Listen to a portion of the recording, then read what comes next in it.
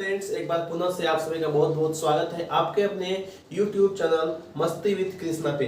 दोस्तों, आज का जो ये क्लास होगा इसमें हम जो है लूसेंट आज से स्टार्ट कर रहे हैं।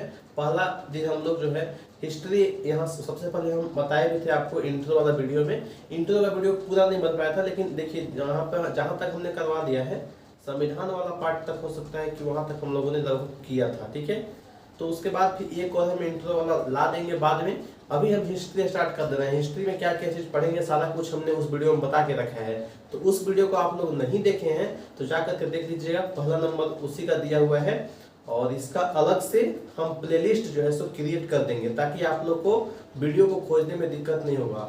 अभी तो वीडियो ज़्यादा नहीं है इस पर, तो मिल जाएगा। बाद में जब वीडियो ढेर सारा डल जाएगा इस चैनल पे तो फिर आपको प्रॉब्लम होने लगेगा। इसी वजह से अलग से आपको जो है सो हम बता देंगे प्लेलिस्ट, और उसी प्लेलिस्ट के मदद से आप लोग आसानी से और उसको ऐड कर लीजिएगा और वहां से आप लोग आसानी से वीडियो सारे आपको आसानी से मिल जाएंगे। तो चलिए शुरुआत करते हैं। देखिए, हिस्ट्री में हम मेनली जब हम हिस्ट्री पढ़ना स्टार्ट करते हैं तो हिस्ट्री को स्टार्टिंग में हम लोग जो है सो 3 भाग में बांट देते हैं। ठीक है, कितने भाग में बांट के पढ़ते हैं हिस्ट्री को? 3 भाग में। कौन कौन सा? देखिए, सबसे पहले हम लोग इसको 3 पार्ट, यहाँ पे हम इसको इस प्रकार से बना देते हैं। 3 पार्ट में इसको हम डिवाइड कर देते हैं। सबसे पहले हम लोग पढ़ते हैं प्राचीन भारत। ठीक है, जिसके बारे में हम लोग ऐसे भी करते हैं प्राचीन इतिहास। उसमें प्राचीन काल में क्या क्या चीज भारत में था उसी सारे चीज को हम लोग पढ़ते हैं। वेद के बारे में पढ़ते हैं। इसके अलावा बौद्ध धर्म हो गया, जैन धर्म हो गया, ये सारा कुछ बेसिक हड़प्पा सभ्यता, ये सब चीज हम लोग पढ़ते हैं प्राचीन भारत में या प्राचीन इतिहास।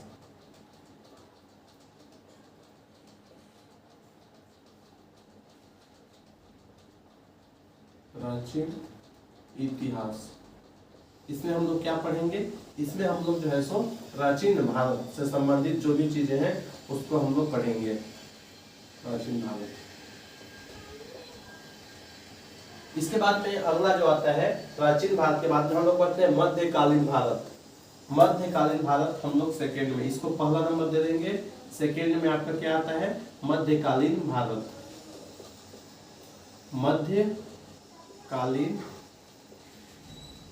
मध्यकालीन भारत। इसके बाद थर्ड में जो आएगा ये आएगा आधुनिक भारत।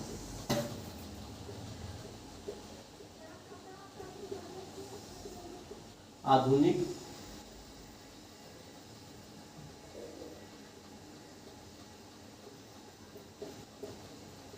भारत। तो किसमें क्या चीज पढ़ना है ये तो सारा कुछ हम क्लियर कर दिए हैं। यहाँ पे एक बार फिर से बता दिए कि पहले हम लोग प्राचीन भारत पढ़ेंगे, फिर मध्यकालीन, फिर आधुनिक भारत। सबसे पहले हम स्टार्ट करेंगे प्राचीन भारत से।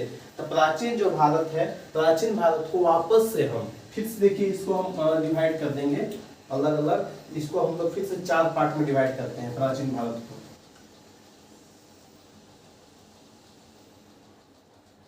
प्राचीन भारत को वापस से हम इसको जो है सो फिर से 4 पार्ट में इसको डिवाइड कर देते हैं। फर्स्ट हो गया, सेकेंड, थर्ड और ये फोर्थ। 4 पार्ट में कौन कौन सा है? पहला में हम लोग पढ़ेंगे धर्म ग्रंथ के बारे में। पहला क्या है? पहला है धर्म ग्रंथ। धर्म ग्रंथ। इसके बाद में सेकेंड नंबर पे हम लोग पढ़ेंगे, सेकेंड नंबर पे हम लोग पढ़ेंगे ऐतिहासिक ग्रंथ। क्या पढ़ेंगे? ऐतिहासिक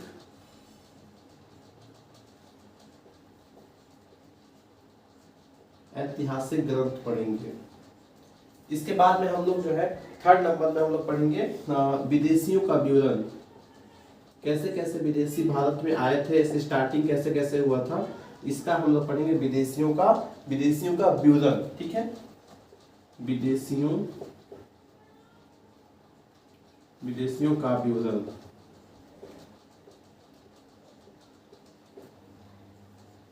अब फोर्थ नंबर में हम लोग पढ़ेंगे पुरातत्व। जो पुरातत्व से संबंधित साक्ष्य है इसको हम लोग पढ़ेंगे। पुरातत्व,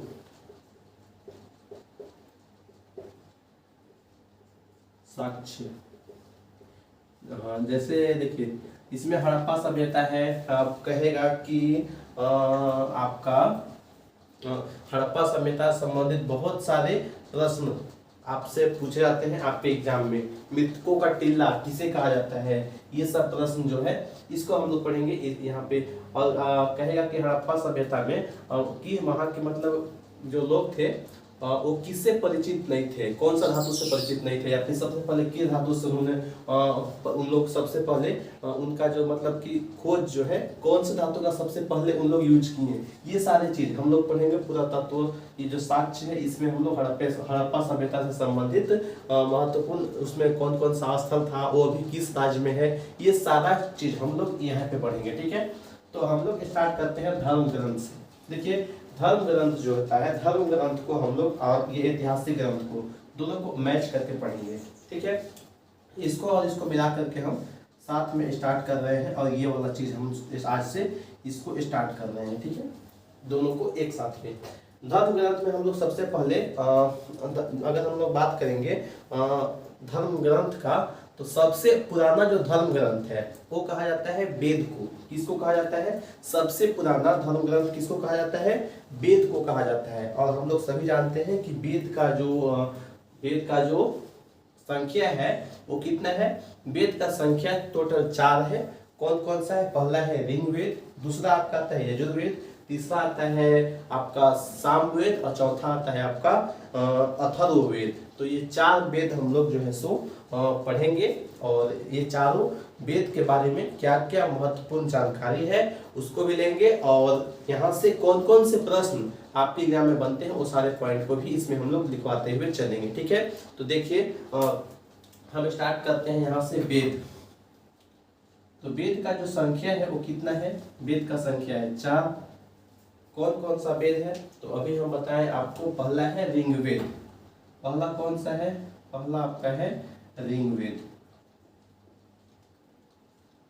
देखिए ऋग्वेद के बारे में हम लोग देख लेते हैं बेसिक जानकारी ऋग्वेद से संबंधित। ठीक है, तो देखिए जो ऋग्वेद है, ऋग्वेद जो है सो इसको कहा जाता है कि ये ऋचाओं का एक क्रमबद्ध संकलन है। क्या है, ऋचाओं का क्रमबद्ध संकलन जो है सो कहा जाता है, किसको, ऋग्वेद को कहा जाता है। अब हम बात करेंगे आगे कि इसमें कितना मंडल है, कितना सूक्त है, ये सारे चीज देखेंगे, क्योंकि पूछेगा कि ऋग्वेद में कितने कितने मंडल होते हैं, ये पूछेगा।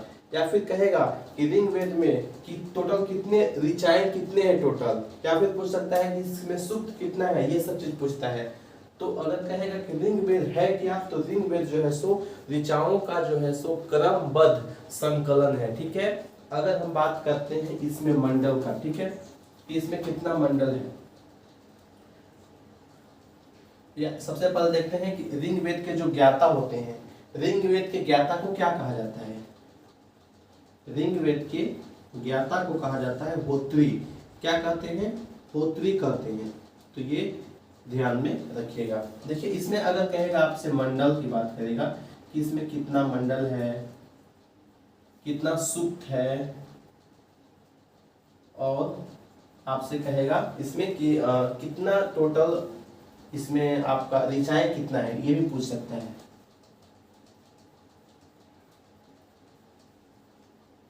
तो इसमें अगर मंडल की संख्या की बात करेगा तो मंडल का संख्या टोटल है 10। कितना है, 10 तो मंडल है। सूक्त कितना है, सूक्त है 1028 सूक्त है, 1028 कुल सूक्त है। और ऋचा की बात करेंगे टोटल कितने ऋचाएं हैं, 10,462। ठीक है, लूसेंट के अनुसार से ये सारा ये वाला ऋचा जो है मतलब ये जो मतलब डाटा है ये लूसेंट से ही लिए हैं, तो कोई भी दिक्कत नहीं होगा, एकदम स्टैंडर्ड है। आपके एग्जाम में आप ये मानिएगा तो बिल्कुल सही होगा। ठीक है, तो कोई दिक्कत नहीं है। मंडल 10, सूक्त है 1028, ऋचाएं कितना है टोटल ऋग्वेद में 10,462। और ऋग्वेद के जो ज्ञाता है, ऋग्वेद के ज्ञाता को क्या कहा जाता है, इनके ज्ञाता को कहा जाता है होत्री। ठीक है, अब हम बात करेंगे जो ऋग्वेद है। ठीक है, ऋग्वेद से आर्य के बारे में जो है उनका जो राजनीतिक प्रणाली था और उनके इतिहास, आर्य के बारे में उनका जो राजनीतिक का जो तरीका था, एक तरह से कह सकते हैं, या फिर उनके इतिहास, उनके हिस्ट्री के बारे में हमको नॉलेज मिलता है। किस वेद से? ऋग्वेद से ही हमको मिलता है। ठीक है, तो ये भी चीज आप लोग ध्यान में रखिएगा। और बहुत ही इंपॉर्टेंट प्रश्न आपसे कहेगा कि जो गायत्री मंत्र है वो कौन से वेद से लिया गया है? तो गायत्री मंत्र जो है सो वो भी आपका ऋग्वेद से ही लिया गया है। तो एक बहुत ही इंपॉर्टेंट प्रश्न, गायत्री मंत्र, ठीक है, कहां से लिया गया है? अब कहेगा आपसे कि गायत्री मंत्र जो ये किस वेद से लिया गया है और किस मतलब कि किस मंडल से लिया गया है। तो ये मंडल कौन सा हो जाएगा? तीसरा मंडल से, ठीक है, थर्ड मंडल से लिया गया है। वेद कौन सा है? वेद है ऋग्वेद। तो ये भी ध्यान में रखिएगा, गायत्री मंत्र, ठीक है। अगला जो है आपसे कहेगा कि सोम देवता के बारे में कौन से मंडल में बताया गया है या फिर कौन से वेद में? तो वेद कहेगा तो ऋग्वेद। अगर पूछेगा कि कौन सा मंडल है तो मंडल आप लोग कीजिएगा 9। तो यहाँ पे लिख देते हैं सोम देवता।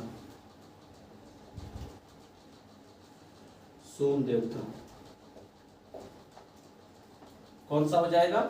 ये हो जाएगा आपका 9वां मंडल में। तो ये दोनों आप लोग ध्यान रखना है। इसके बाद में आपको एक चीज और ध्यान रखना है, तो छोटा सा चीज है, ईसा और ईसवी दिया हुआ होगा एक छोटा सा बॉक्स बना के। आप लोग के पास में बुक होगा लूसेंट का, तो देख सकते हैं, उसमें आपको दिया हुआ है छोटा सा बारे में, वहाँ पे अच्छे से समझा के बताया हुआ है कि ईसा और ईसवी क्या होता है। उससे एक बार रीडिंग कर लीजिएगा आप लोग, ताकि अच्छे से समझ में आ जाए। और हम यहाँ पे शॉर्ट में आपको बता देते हैं कि ईसा पूर्व, जब ईसा मसीह का जन्म नहीं हुआ था, जन्म के पूर्व का जब हम समय की बात करते हैं तो उसको हम लोग ईसा पूर्व लिख देते हैं, ठीक है, ऐसे उनके जन्म के पहले का। और जन्म के बाद वाला जो समय है उसको हम लोग ईसवी नाम दिए, तो उसके बाद हम लोग ईसवी। और जो आपका ईसवी पूर्व था, ईसा पूर्व था, ईसा के जन्म से पहले था, जिसको हम लोग बीसी कहते हैं कि 1028 बीसी, 642 बीसी, ऐसे बीसी। तो बीसी का मतलब है before the birth of Jesus Christ, यानी, ठीक है। इसके बाद में आपसे अगर कहेगा कि जो आपका ईसवी है, ईसवी को एडी कहते हैं, 1992 एडी या फिर 1892 एडी, ऐसे करके एडी लिखते हैं हम लोग, ये अभी मतलब ईसवी लिखते हैं साल में। तो ये ईसवी और वाला चीज जो मतलब दिया हुआ है ना, वहाँ पे उसको पढ़ लीजिएगा तो आपको क्लियर हो जाएगा। ये चीज कोई बड़ा चीज नहीं है और डाउट ज्यादा होने वाला नहीं है। उसको एक बार अच्छे से आप लोग पढ़ लीजिए, बिल्कुल अच्छे से आपको समझ में आ जाएगा। तो इसमें ज्यादा टाइम हम देंगे नहीं। यहाँ पे ऋग्वेद आपका समझ में आ गया है, तो ऋग्वेद में यही कुछ इंपॉर्टेंट जो चीज था सारा यहाँ पे हम लिख दिए हैं कि ऋग्वेद के जो ज्ञाता होता है उसको होत्री कहते हैं। इसमें मंडल 10 है, सूक्त 1028 है, ऋचा की बात करेंगे तो 10,462 है। गायत्री मंत्र जो है ऋग्वेद से संबंधित है, 9वां मंडल में इसका उल्लेख है, 9वां मंडल से इसको लिया गया है। सोम देवता का जो उल्लेख है वो कितना मंडल में है? ये है आपका 9वां में, अब ये तीसरा है। यहाँ पे शायद 9 बोल दिया, यहाँ पे गायत्री मंत्र 3rd है, सोम देवता 9 है, तो ध्यान रखिएगा। तो ये एकदम बेसिक था जो कि हमने आपको बताया। एक बार टाइम देखते हैं कितना मिनट हुआ है। तो चलिए, ज़्यादा मिनट नहीं हुआ है, अभी 13 मिनट हुआ है और इतना ही पे समाप्त करेंगे, क्योंकि अगर हम बड़ा वीडियो हम अपलोड करते हैं तो अभी इस चैनल नहीं हो पाएगा, क्योंकि 15 मिनट तक का ही अलाउ मिला है। इसीलिए हम यहाँ तक ही पढ़ेंगे। कल ये जो वेद है, ये तीनों वेद हम कंप्लीट करवा देंगे अच्छे से। और आपको अगर ये वीडियो पसंद आया होगा तो वीडियो को लाइक कीजिएगा, शेयर कीजिएगा अपने दोस्तों के साथ में। और चैनल पर नए हैं तो इसको आप लोग सब्सक्राइब करके रख लीजिए, ताकि ऐसे ही वीडियो आपको लगातार हम आपके लिए लेकर के आते रहेंगे और आपको जो है इससे फायदा मिलेगा। Thank you. हम लोग फिर से मिलेंगे कल की वीडियो में, तब तक के लिए सभी को बाय बाय।